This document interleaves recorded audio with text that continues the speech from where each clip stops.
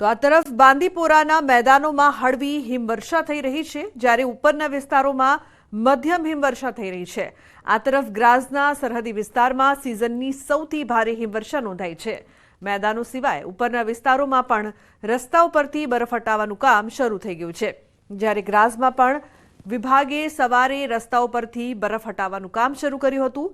હિમવર્ષાના કારણે Bandipora grey road છેલ્લા 6 દિવસથી વાહન વ્યવહાર માટે બંધ છે.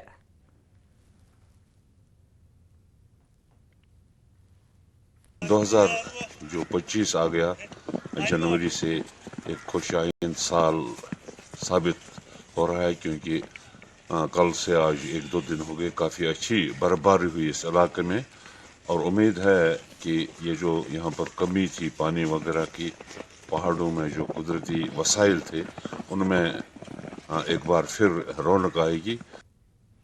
તો પૃથ્વી પરના સ્વર્ગ એવા જમ્મુ કાશ્મીરમાં જાન્યુઆરી મહિનામાં પણ મોસમનો મિજાજ યથાવત રહ્યો છે, જેના કારણે પહાડોથી લઈને મેદાની પ્રદેશ સુધી તેની અસર જોવા મળી રહી છે. જમ્મુ કાશ્મીરના અનેક વિસ્તારોમાં ફરી એકવાર બરફવર્ષાનો દોર શરૂ થઈ ગયો છે. ગુલમર્ગમાં છેલ્લા 24 કલાકમાં લગભગ 15 ઇંચ તાજી હિમવર્ષા થઈ છે. તો કિંગદોરી અને એફરોતના શિખરો પર પણ હિમવર્ષાથી રસ્તા પર બરફના થર જામ્યા હોય તેવા દ્રશ્યો સામે આવ્યા. પ્રવાસીઓ પણ બરફવર્ષાનો આનંદ માણી રહ્યા છે. હિમવર્ષા થતાં પ્રવાસીઓનો ધસારો પણ વધી રહ્યો છે. ગુલમર્ગમાં તાજી હિમવર્ષાથી પર્યટકો એકદમ ખુશ દેખાયા છે. તો સતત બરફવર્ષાથી જમ્મુ કાશ્મીર જાણે કે જન્નત બની ગયું છે. અન્ય મહત્વપૂર્ણ સમાચાર સુરતથી. પૂર્ણામાં ગેસ લીકેજના કારણે બ્લાસ્ટની ઘટના. પૂર્ણા ગામની રાધાકૃષ્ણ સોસાયટીની ઘટના. વહેલી સવારે ઘરમાં થયો બ્લાસ્ટ. બ્લાસ્ટના કારણે 6 લોકોને ઈજા પહોંચી છે. તમામને સ્મીમેર હોસ્પિટલમાં ખસેડાયા છે. તો ગેસ લીકેજના કારણે બ્લાસ્ટ થયો છે. મહત્વપૂર્ણ સમાચાર સુરતથી સામે આવી રહ્યા છે.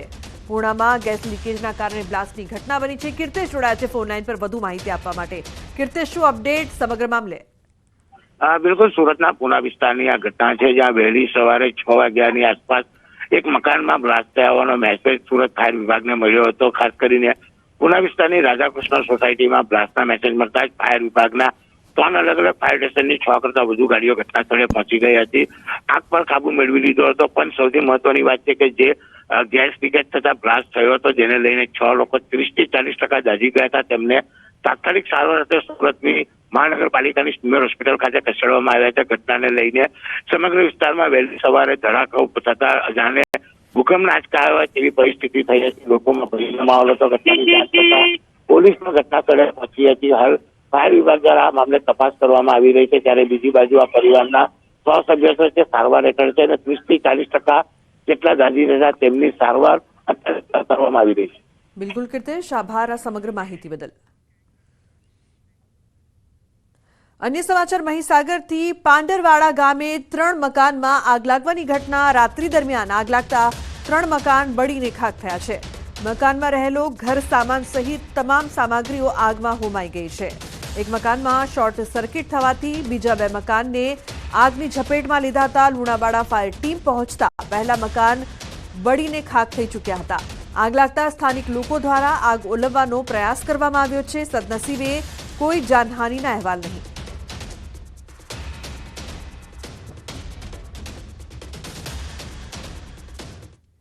સમાચારમાં આગળ વાત કરીશું. દીકરીને બચાવવી છે.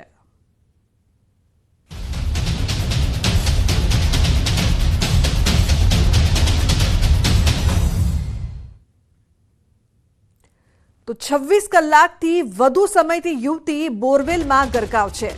કચ્છના ભુજના કંઢેરાઈ ગામમાં બન્યો છે બનાવ. એનડીઆરએફ, આર્મી સહિતની ટીમ દ્વારા રેસ્ક્યુ કામગીરી. હૂક છૂટી જતા યુવતી 490 ફૂટે ફસાઈ.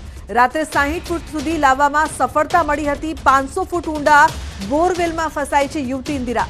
18 વર્ષની આ યુવતી ઇન્દિરા બોરવેલમાં ફસાઈ છે, જેને બચાવવા માટે રેસ્ક્યુ કામગીરી સતત કરવામાં આવી રહી છે. એનડીઆરએફ, આર્મી સહિતની ટીમો દ્વારા રેસ્ક્યુની કામગીરી સતત 26 કલાકથી આ યુવતીને બચાવવા માટે પ્રયાસ.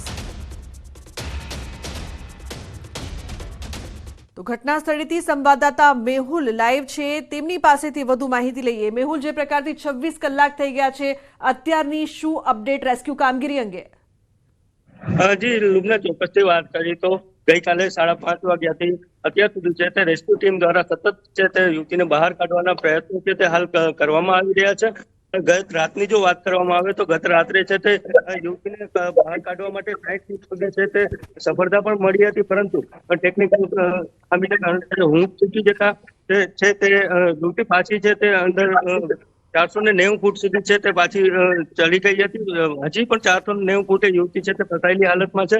ચોક્કસથી તો વાત કરીએ તો તમામ જે તંત્રની ટીમ છે, પોલીસ અધિકારીઓ છે, BSF છે, NDRF ની ટીમ છે તે સતત હાલ છે તે પ્રયાસ કરી રહી છે કે યુવતીને હેમખેમ પ્રમાણે છે તે બહાર કાઢવામાં આવે. જી લુબના.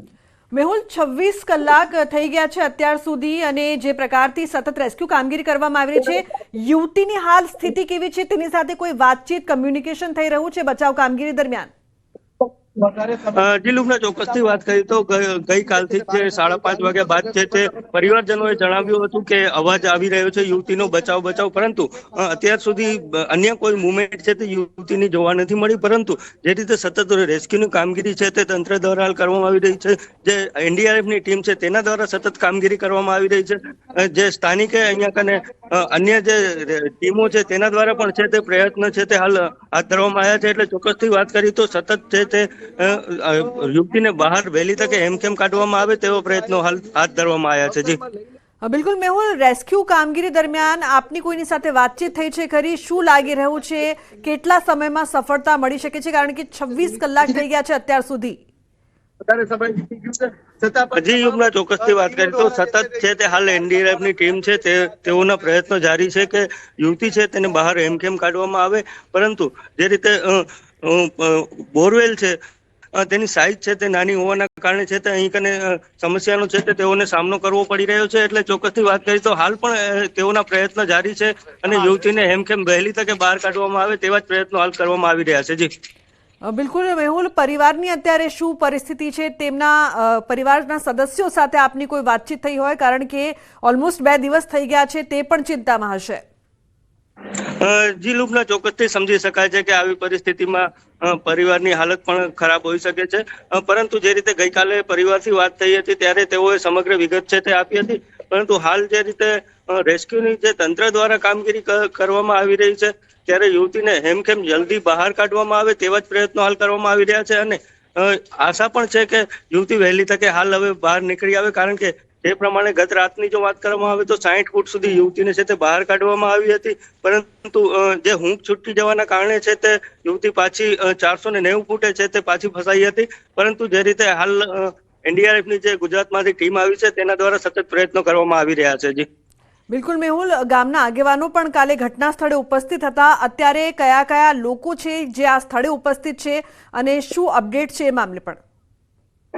હજી લુમના, ચોક્કસથી વાત કરી તો ગઈકાલથી જે તમામ તંત્રની ટીમ છે તેના અધિકારીઓ અહીં કરે છે. ચોક્કસથી વાત કરી તો જે NDRF ની ટીમ છે, BSF ની ટીમ છે, આરોગ્ય શાખાની ટીમ છે, તેમજ જે સ્થાનિક કલેક્ટર છે, SP સાહેબ છે, તે તમામ અધિકારીઓ છે તે હાલ ઘટના સ્થળે પણ અહીં કને સતત નિરીક્ષણ કરી રહ્યા છે. તો બીજી તરફ વાત કરવામાં આવે તો ગ્રામજનો પણ છે તે પણ મોટી સંખ્યામાં અહીં કને હતા, તેમજ જે વાડી માલિક છે તેઓ પણ અહીંયા સતત હાજરી આપી રહ્યા છે. એટલે ચોક્કસથી તમામ લોકોના એ જ પ્રયત્ન છે કે વહેલી તકે યુવતીને હેમખેમ બહાર કાઢવામાં આવે. છે બિલકુલ મેહુલ, ન્યૂઝ 18 ગુજરાતી પણ પડપણની અપડેટ્સ છે તે બતાવી રહ્યો છે તમામ લોકોને કે કઈ રીતે બચાવ કામગીરી થઈ રહી છે. કાલે બચાવ કામગીરી દરમિયાન જોવામાં આવી રહ્યું હતું કે કેમેરાસ છે તે પણ અંદર નાખવામાં આવ્યા હતા. કેમેરામાં શું હિલચાલ જોવા મળી રહી છે આ રેસ્ક્યુ કામગીરી દરમિયાન મેહુલ? જી ચોક્કસથી લુમના, કેમેરા છે તેની સતત મોનિટરિંગ પણ કરવામાં આવી રહી છે. કેમેરા અંદર યુવતીને 490 ફૂટ સુધી કેમેરા અંદર મૂકવામાં આવ્યા હતા ત્યારે યુવતીની તસવીરો છે તે પણ કેમેરા સામે આવી હતી. પરંતુ હાલ યુવતીની કોઈ મુવમેન્ટ નથી જોવા નથી મળી રહી. ગઈકાલથી 7 થી 8 વાગ્યાના આસપાસ બાદ યુવતીની કોઈ પણ જાતની મુવમેન્ટ નથી જોવા મળી. પરંતુ જે રીતે રેસ્ક્યુની ટીમ છે તેના દ્વારા કોઈ પણ નુકસાન ન પહોંચે યુવતીને તે પ્રમાણે છે તે બહાર કાઢવા માટેની જે તમામ કોશિશો છે તે હાલ કરવામાં આવી રહી છે. બિલકુલ મેહુલ, 26 કલાક થઈ ગયા છે અને યુવતીની મુવમેન્ટ પણ અત્યારે જોવા મળી નથી રહી. એ પણ એક ચિંતાનો વિષય કહી શકાય. સ્વાસ્થ્યને લઈને કોઈ અપડેટ, કોઈ અધિકારીઓ દ્વારા કોઈ વાત કરવામાં આવી રહી હોય અથવા કોઈ કહી શકાય કે જે પ્રકારથી યુવતીની મુવમેન્ટ નથી તેની પાછળનું કારણ કહેવામાં આવ્યું હોય તો? જી લુમના, ચોક્કસથી વાત કરી તો જે રીતના ગઈકાલથી જ સતત જે તંત્રની ટીમ દ્વારા છે તે બહાર કાઢવાના પ્રયત્નો હાથ ધરવામાં આવ્યા છે, પરંતુ યુવતીની મુવમેન્ટ કોઈ જોવા નથી મળી. પરંતુ તંત્ર દ્વારા કોઈ પણ જાતનો આ મામલે કોઈ ખુલાસો નથી કરવામાં આવ્યો. પરંતુ જે રીતના બચાવ કામગીરી કરવામાં આવી રહી છે તે પ્રમાણે તેવું કહેવામાં આવે છે કે યુવતીને કોઈ પણ જાતનું નુકસાન ન થાય તે પ્રમાણેની જ છે તે કામગીરી હાલ કરવામાં આવી રહી છે. એટલે ચોક્કસથી યુવતીની હાલ સુધી તો કોઈ મુવમેન્ટ સામે આવી નથી. જી બિલકુલ મેહુલ, આભાર આ સમગ્ર માહિતી બદલ. તો જે પ્રકારથી સતત 26 કલાકથી રેસ્ક્યુ કામગીરી થઈ રહી છે, પરંતુ હજુ સુધી યુવતી બહાર નથી નીકળી અને હવે મૂવમેન્ટ પણ તેની જોવા નથી મળી રહી. પરિવારને આશા છે કે જલ્દી સલામત રીતે તેને બહાર કાઢવામાં આવે.